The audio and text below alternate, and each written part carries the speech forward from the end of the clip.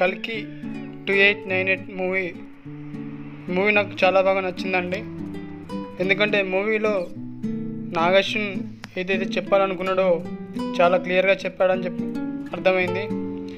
ఈ మూవీ మెయిన్గా ఒక మైథాలజికల్ బ్యాక్గ్రౌండ్స్, అదేవిధంగా సైన్స్ ఫిక్షనల్గా, అదేవిధంగా టెక్నాలజీ పరంగా ఈ మూవీని నాగశ్విన్ చాలా బాగా తీశాడని చెప్పొచ్చు.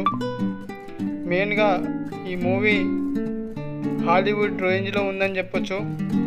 మనకు హాలీవుడ్ రేంజ్లో హాలీవుడ్ సినిమాలలో ఎలాగైతే ఉంటాయో సేమ్ అదేవిధంగా ఈ మూవీలో కూడా అలాగే సీన్స్ కానీ, గ్రాఫిక్స్ కానీ, అదేవిధంగా అడ్వాన్స్డ్ టెక్నాలజీ కానీ చాలా బాగా యూజ్ చేసుకొని ఈ మూవీని నాగశ్విన్ చాలా బాగా తీశాడని చెప్పొచ్చు.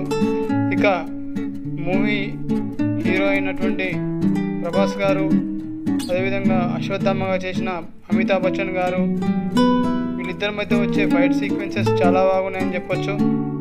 ఇక ఈ మూవీలో మనకు కమల్ హాసన్ గారు ఒక మెయిన్ రోల్ అని చెప్పొచ్చు.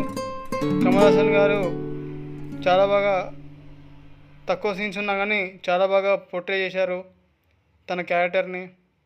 మెయిన్గా చెప్పాలంటే ఈ మూవీలో అమితాబ్ బచ్చన్ గారు అండ్ ప్రభాస్ గారి మధ్య వచ్చే యాక్షన్ సీక్వెన్స్ చాలా బాగా ఉన్నాయి.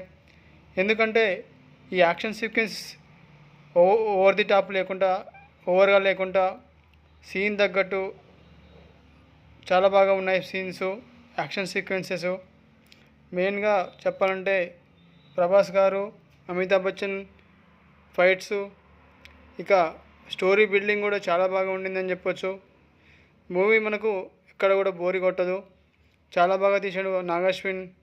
ఇక టెక్నాలజీ పరంగా, సైన్స్ ఫిక్షనల్గా, మైథాలజికల్గా మహాభారతాన్ని చాలా చోట్ల మనకు కనెక్టివ్ చేస్తూ కనెక్టింగ్గా ఉండి మనకు చాలా బాగా తీశాడు నాగశ్విన్.